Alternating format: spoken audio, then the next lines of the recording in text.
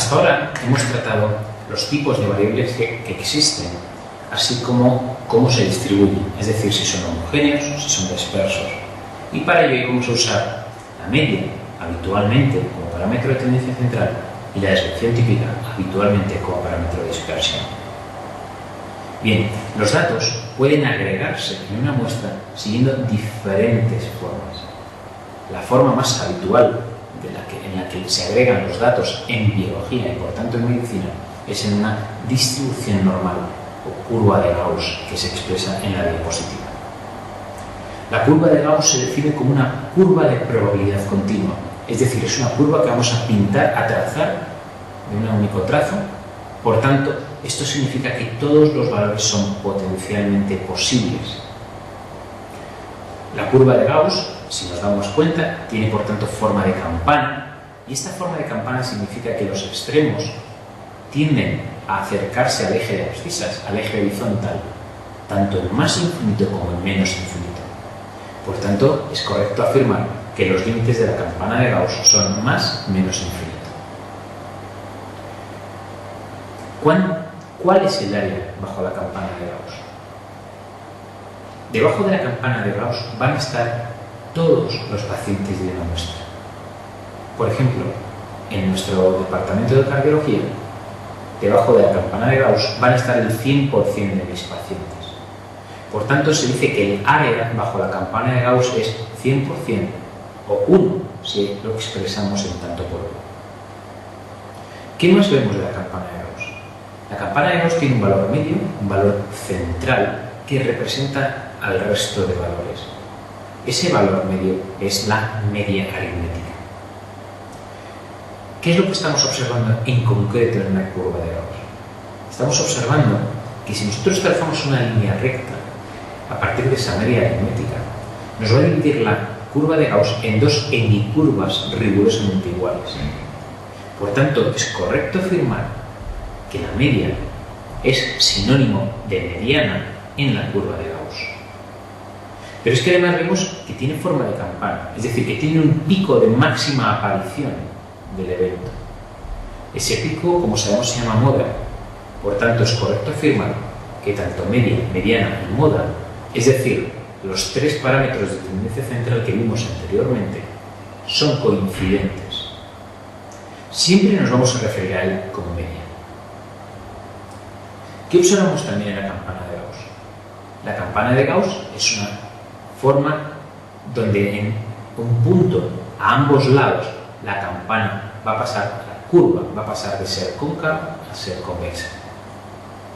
Naturalmente, a estos puntos de inflexión, uno a cada lado, van a expresar la dispersión de la variable, van a expresar cuánto se alejan los valores de una muestra de la media, del valor central.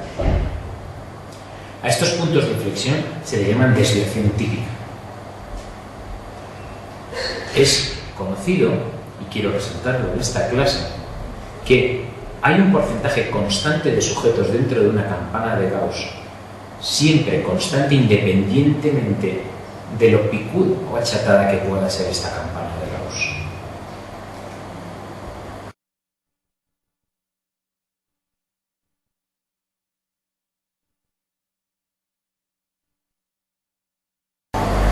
Por tanto, nos podemos construir unos intervalos en torno a una media. De forma que si yo cojo el intervalo media más o menos una desviación típica, es decir, desde menos el punto de inflexión a más el punto de inflexión de la campana de Gauss, voy a incluir siempre un porcentaje constante de la muestra, que es un 68%. Si yo cojo un intervalo mayor, es decir, media más o menos 2 veces la desviación típica, estaré incluyendo un 95% de la muestra. Y si cogiera un más gente, media más o menos 2,6 veces la desviación típica, estaré incluyendo un 99% de la muestra.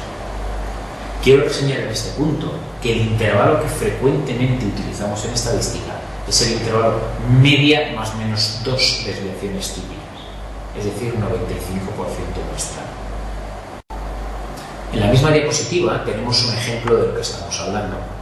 Os he propuesto una curva de Gauss con media 140 y desviación típica, sinónimo de desviación estándar, de 7. Nosotros podemos construirlos en el intervalo, por tanto, 140 más menos 7 será el intervalo 133-147. Este intervalo incluye el 68% de los valores de la muestra. Quiero decir con esto que si la media de un grupo de pacientes fuera la media de glucemia 143 y la desviación típica fuera 7, yo podría afirmar que el 95% de los pacientes de mi muestra han tenido valores de glucemia comprendidos entre 133 y 147. Si yo hago un intervalo media más menos 2 desviaciones típicas, me sale el intervalo 126-154.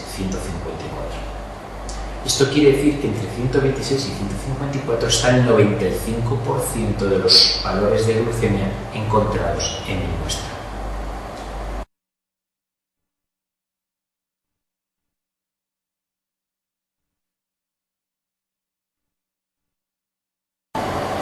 Una pregunta un tanto difícil que habla de este tema es la pregunta número 16. La pregunta número 16 del test de clase nos habla de que un individuo se encuentra ubicado en una campana de Gauss en la posición media menos una desviación típica.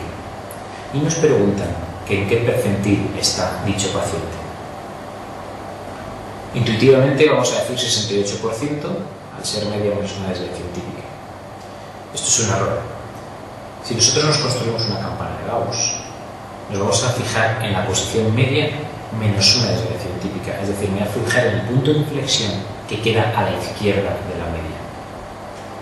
Me están preguntando por cuánta gente hay dentro de la campana de Gauss hasta ese punto. Es decir, me están preguntando por la cola de la campana de Gauss que va desde menos infinito hasta el punto de inflexión, es decir, hasta menos desviación típica. Yo sé que en el intervalo media más menos una desviación típica hay un 68% de la muestra. ¿Qué quiere decir, por tanto? Quiere decir que fuera de este intervalo central va a haber un 100 menos 68, un 32% de los sujetos de la muestra. Este 32% de la muestra no incluido dentro del intervalo central se va a distribuir por igual a ambos lados de la campana de Gauss, de forma que a la izquierda va a haber un 16% y a la derecha va a haber un 16%. Es decir, que acabamos de demostrar que en el punto de inflexión menos desviación típica, media menos desviación típica, va a haber un 16% de la muestra.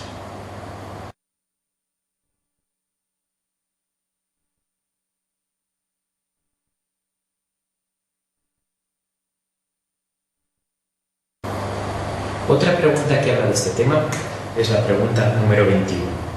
Nos dice, todas las siguientes afirmaciones con respecto a la distribución normal son ciertas, excepto. Esta pregunta nos va a servir para recordar los conceptos que hemos tratado anteriormente. La opción 1 dice que la media es igual a la moda y esta es igual a la mediana. En efecto, esto es correcto. Hemos dicho que la campana de Gauss, los tres parámetros de tendencia central son el mismo. Nos dice que el 50% de las observaciones son mayores que la moda. También es cierto, solo porque en este caso la moda es igual a la mediana. La opción 3 dice que aproximadamente un 68% de la muestra cae en el intervalo media más o menos una desviación típica. Y en efecto esto es así. Quiero no obstante aprovechar para recordar el intervalo más frecuentemente utilizado. Media más o menos 2 desviaciones típicas, 95% de los valores de la muestra. La opción siguiente nos dice que el número de observaciones en el intervalo 0, 1 desviación típica, es el mismo que entre 1 y 2 desviaciones típicas. Si nosotros recordamos que la campana de Gauss tiene esa forma de acampanada, entenderemos que cuanto más me alejo del valor central, menos frecuente es el evento que estoy estudiando. Por tanto, entre 0 y 1 desviación típica va a haber mucha más gente que entre 1 y 2 desviaciones típicas. Es decir, que esta opción es incorrecta. La opción 5 obviamente va a ser correcta. Dice que el valor que más se repite es la media. Se refiere obviamente a la moda, pero como hemos dicho y ya sabemos, la media en la curva de Gauss es igual a la moda. Por tanto, la opción 5 es correcta.